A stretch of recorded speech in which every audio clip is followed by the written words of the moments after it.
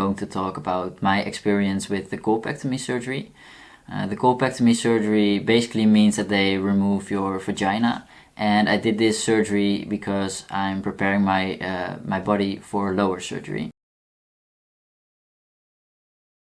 When my parents arrived at the recovery, the nurses there told them that I wouldn't wake up from my anesthesia. The nurses also told them that there was a special poison on the way to get me out of it. It was a big shock for everyone, but also for me, because there were moments that I could hear people and that I could feel them touching me, but I just couldn't respond. I couldn't physically respond. For example, I could hear people say things to me like, "Squeeze in my hand if you can hear me," or "Francois, are you awake? Squeeze in my hand.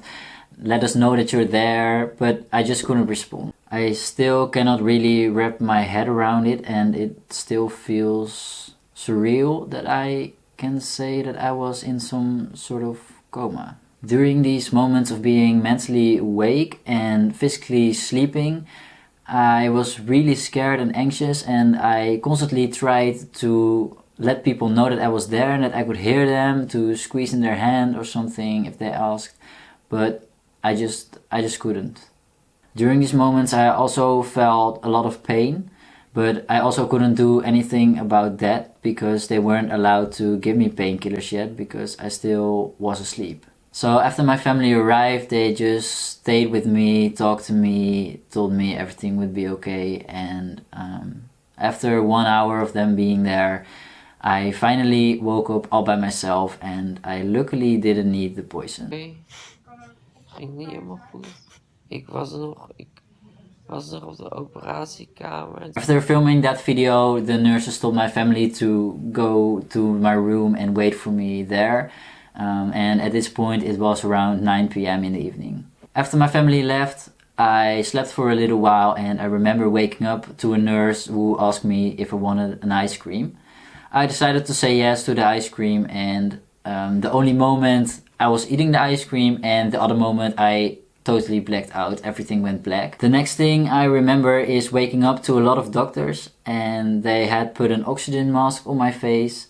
And they told me I blacked out because I totally stopped breathing. I hear you think, how is that possible? Well, they found out that they gave me an overdose of painkillers when they tried to reduce my pain when I just woke up. So that's the reason why I stopped breathing. Finally, around 11:15 p.m. they brought me back to my room.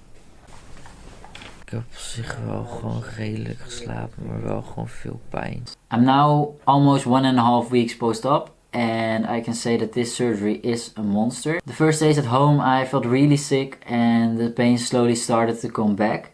I can't really describe what kind of pain it is, but it is very unpleasant and it's there 24/7 basically. Peeing problems are very common with the surgery, so if you are planning on getting this surgery, be prepared to have problems with peeing.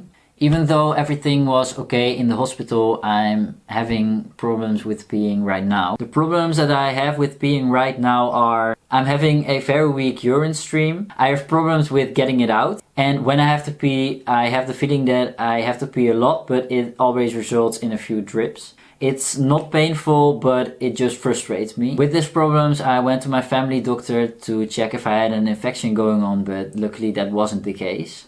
The next step for me is to go back to the hospital to check if I can empty my bladder completely or not. The next topic I want to talk about is blood loss after surgery. This is also a common thing and it always happens basically. So if you get the surgery, be prepared for that as well. I'm having a hard time right now mentally.